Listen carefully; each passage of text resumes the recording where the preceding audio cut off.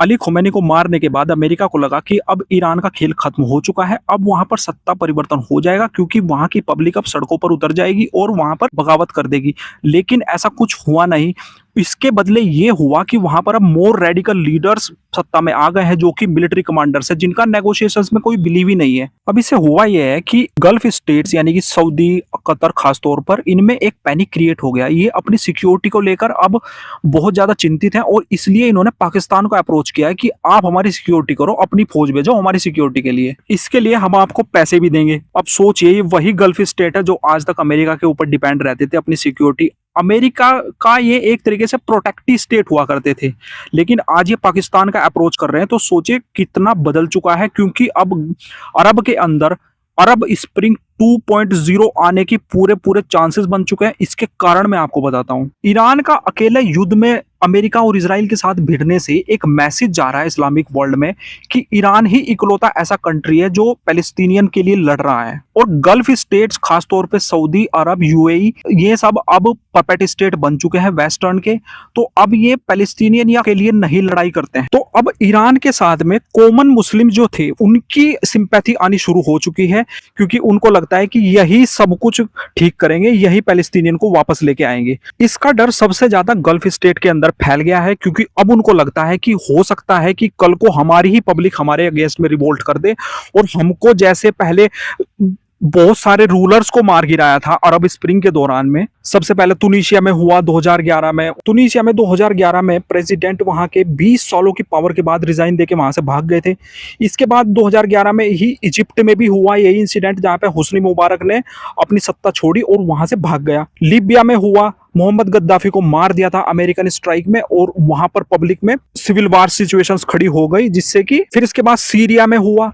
Syria में बशर अल असद की सरकार 2011 से आई थी, 2024 में फिर उसको मार गिराया था इन लोगों ने। तो अब इन सब इवेंट्स को अरब स्प्रिंग बोलते हैं। इनके चलते अरब स्प्रिंग 2.0 का खतरा और गल्फ स्टेट के ऊपर मंडरा रहा है कि वो सोच रहे हैं कि हो सकता है, अब लोगों को लग रहा है कि अब हमारे ही लोग अगर हमारे खिलाफ खड़े हो गए तरह की लहर को देखते हुए, तो हमको फिर अपनी जान बचाने के लिए कोई तो चाहिए ना।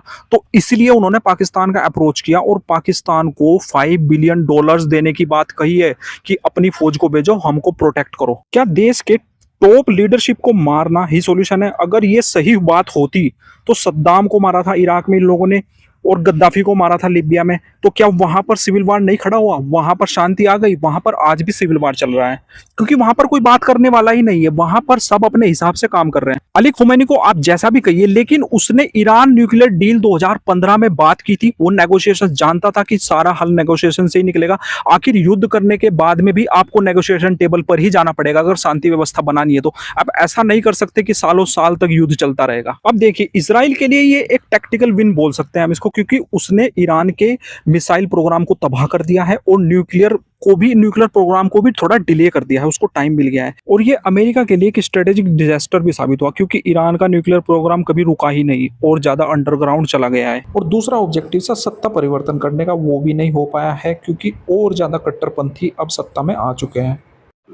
अब देखिए, हम इंडिया का एग्जांपल ले सकते हैं। जम्मू एंड कश्मीर में हुर्रियत के लीडर कितने रेडिकल्स हैं हम सब जानते हैं, लेकिन गवर्नमेंट उनको मारती नहीं है, उनको जेल में डाल देती है या फिर नजरबंद कर देती है, क्योंकि गवर्नमेंट को पता है कि कल को बात करने के लिए कोई ना कोई तो चाहिए होगा ना। सेम केस नॉर्थ ईस्ट में भी है।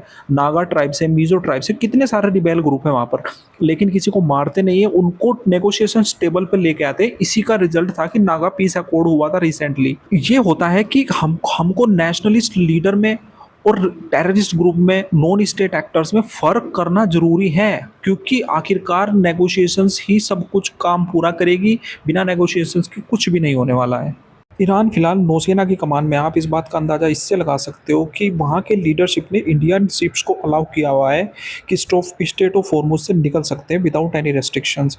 इसके बावजूद वहाँ की नौसेना ने इंडियन वेजल्स के ऊपर फायरिंग किया और बोला कि जब तक हम परमिशन नहीं देंगे यहाँ से कोई भी नहीं गुजरेगा। तो ईरान के हालात कैसे हैं, अब इस बात का अंदाज़ा लगाना इतना भी मुश्किल बात नहीं है।